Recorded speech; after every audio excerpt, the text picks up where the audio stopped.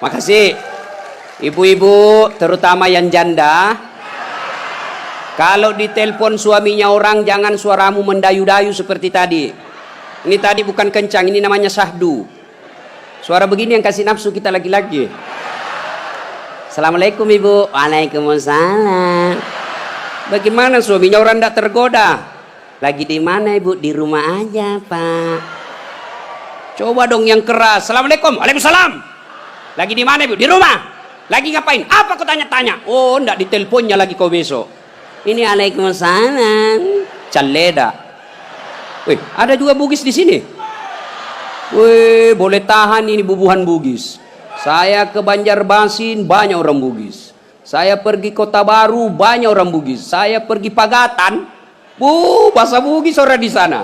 Begitu saya masuk penjara, banyak juga orang Bugis. Simpan dulu HP-mu bos. Dengar ceramah dulu. Woi, ibu, simpan dulu, simpan. Ibu yang pegang HP selama saya ceramah, saya doakan suaminya kawin lagi. Nah. Saya di Makassar bu, ada ibu-ibu, saya lagi ceramah, dia membelakang. Dalam hati saya, barusannya ada orang saya ceramah, dia belakangi saya. Ternyata dia ambil HP-nya, selfie. Dia belakangi, baru dia tulis di WhatsApp-nya, latar belakang das atlatif. Woi, saya dijadikan background. Selesai ceramah dia kejar lagi saya. Ini yang kasih repot kita bib sekarang. Kejar, Ustaz, boleh selfie. Terpasalah dilayani. Kalau enggak dia bilang kita sombong sampai mati. Sudah selfie dia bilang ulang Ustaz, kabur. Ulang lagi Ustaz, kabur Ustaz. Bukan HP kabur, mukamu yang kabur. Jadi bapak-bapak nanti kalau minta maaf sama istri, itu syaratnya. Jabat tangan, senyum, pandang matanya, sebut dosa. Jadi kalau suami minta maaf ibu, suruh sebut judulnya. Apa judulnya pak? Tiba-tiba minta maaf. Enggak enak, nanti kau ngamuk lagi. Bilang apa? Ustaz Dasar bilang harus sebut. Apa? Mohon maaf ibu. Dulu waktu saya tugas di Banjarmasin, saya hilaf. Ada perempuan mirip betul sama Pian. Maafkan saya selingkuh ibu. Dia bilang istrinya, enggak apa-apa pak, saya maafkan. Memang itulah manusia biasa, kadang-kala kita hilaf. Saya maafkan kau karena bulan lalu saya juga selingkuh.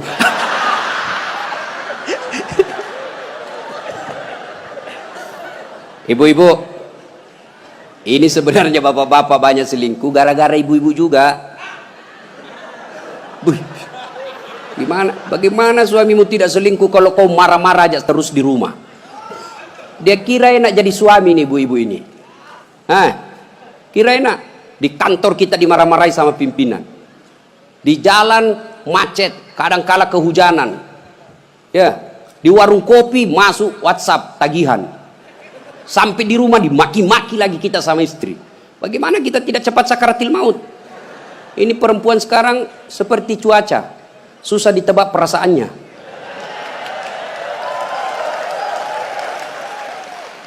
Dia kira enak laki-laki. Ibu, dengar ibu. Hui, ibu, ada 4 perempuan yang menjadi penghuni api neraka. Dengar ini. Terancam ibu-ibu. 1, kata Nabi, mereka yang selalu bicara kasar sama suaminya. Apa kau anak muda ada istrimu? Boleh marah sama suami bu, boleh marah manusiawi, tapi jangan memaki.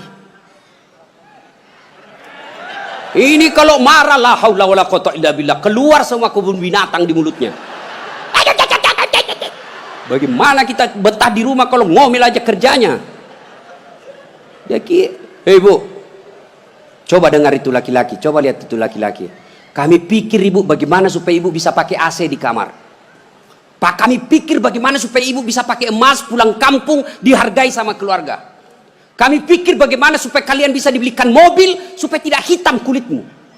Itu dipikir sama suamimu. Makanya jangan suka marah-marah. Takbir. Ada di sini takut sama istrinya? Ada. Berhenti kau jadi laki-laki. Ngamuk Ustaz. Kalau dia ngamuk enggak apa-apa. Dia pecahkan piring satu, pecahkan satu lusin. Dia pecahkan semua. Kenapa? Piring, gelas boleh dibeli. Harga diri sebagai suami tidak boleh diinjak-injak istri. Takbir. Itulah yang takut sama istrinya. Oi bu, oi. Satu, perempuan yang menjadi penghuni api neraka yang suka bicara kasar. Boleh marah, tapi jangan memaki. Marah silahkan, manusiawi. Tapi jangan memaki-maki. Goblok memang kau jadi laki-laki. Sudah goblok, hitam, gendut. Wah, ini penghuni neraka ini. Enak juga kalau kita pulang kampung, pulang rumah, capek kita tadi jual ikan. Sampai di rumah disambut sama suami dengan senyuman. Bila kamu di sisiku, hati rasa syahdu. Tenang perasaan. Lah sudah bilang, bu kalau ada duit saya belikan kau emas. Masuk lagi kamar suami, berantakan kamarnya, marah-marah, peluk suami kita sambil menyanyi. Insaflah wahai manusia, bila dirimu bernoda. Itu kan lagu-lagu ibu-ibu dulu, lagu-lagu nasihat, iya toh? Mungkin Tuhan mulai bosan melihat tingkah kita yang selalu salah dan bangga dengan dosa-dosa, atau alam mulai enggan bersahabat dengan kita. Coba kita bertanya pada rumput. Itu. Jadi kalau suaminya susah rezekinya, singgung dengan itu lagu. Mungkin kau banyak dosa. Itu lagunya ibu-ibu dulu. Sekarang lagunya ibu-ibu apa? Yo, yo ayo, yo ayo, yo ay, beleng-beleng. Senamlah dia di depan kantor bupati.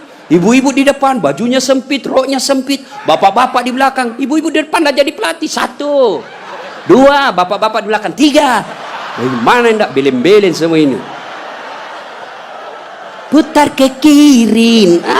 Apa lagu-lagu begitu? Coba kalau salawat kayak tadi, nyaman perasaan. Ya. Woi. Ibu. Nah, 1, boleh marah, jangan memaki. 2, perempuan menjadi penghuni api neraka. Mereka yang membebani suaminya melebihi kemampuan suami. Suaminya gajinya cuma 4 juta, tapi gaya hidupnya 7 juta.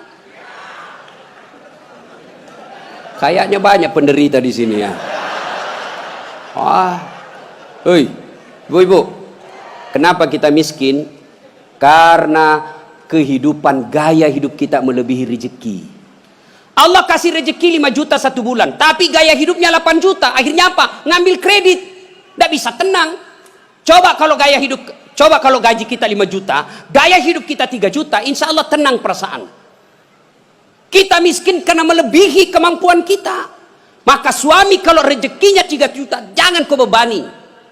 Ini kan tidak dibebani suaminya. Datanglah itu tukang kredit mobil. Bu, kalau ada mobil bu, tenang ibu. Ibu sudah tidak kehujanan. Pulang kampung nanti, ibu enak lagi. Satu keluarga, nggak perlu lagi naik PT-PT. Enak kan? Ini namanya penjual mobil. Semua enak dia cerita. Dia tidak cerita bagaimana kalau kempes banyak. Bagaimana kalau mogok mobilnya. Nggak ada cerita itu. Akhirnya apa? Usullah kepada suaminya. Bang, masukin aja deh sertifikat rumah supaya kita bisa mobil. Akhirnya apa? Bulan pertama masih bisa dibayar cicilannya. Bulan kedua tidak bisa. Bulan ketiga, 4 tidak bisa. Akhirnya apa? Diambil mobilnya. Sudah diambil mobilnya, diambil pula sertifikat rumahnya digadai. Mengamuklah gara-gara kau yang tidak bersyukur ini. Maka jangan melebihi kemampuan suami. Ibu-ibu punya siku? Punya? Hoi. Punya siku? Coba gigit sikunya, Bu. Coba. Kalau ada yang bisa gigit sikunya, saya kasih hadiah. Coba, mana bisa? Itulah orang yang memaksakan suaminya melebihi kemampuannya. Dan yang ketiga, kata Nabi, orang yang akan menjadi perempuan penghuni neraka, mereka yang mempertontonkan auratnya di depan lelaki. Bu, terutama ini akhwat cewek-cewek nih. Mari kita kerjasama. Kami laki-laki jaga mata, tolong kalian perempuan jaga akhlak. Biar kami setengah mati jaga mata, kalian gentayangan di jalan, habis amal kami, bos. Pastilah dilihat, barang bagus. Dia bilang, dilihat. Haram tidak dilihat. Barang bagus. Maka solak-solak kok bos. Ya. Yang keempat, orang yang akan menjadi perempuan penghuni api neraka, mereka yang tidak mendirikan sholat. Inilah perempuan memang paling banyak tidak mendirikan sholat. Kapan? Selesai haid. Haid 5 hari tambah bonus 2. Dia bilang suaminya, kenapa belum sholat sayang? Biasanya cuma 5 hari. Orang belum bersih. Masih ada sedikit-sedikit. Dia bilang suaminya, bohong. Apa bohong? Saya kasih lihat kau. Apa mau dikasih lihat? Ketawa baru kau yang begitu. Kapan lagi perempuan banyak tidak sholat? Kalau ada pengantin. Mukanya dikira tembok. Coklat, biru, krim, abu-abu. Jilbabnya 3 lapis. Kuning, coklat. Jilbab sakaratil maut. Ibu bapak saudara-saudara sekalian ya. Jadi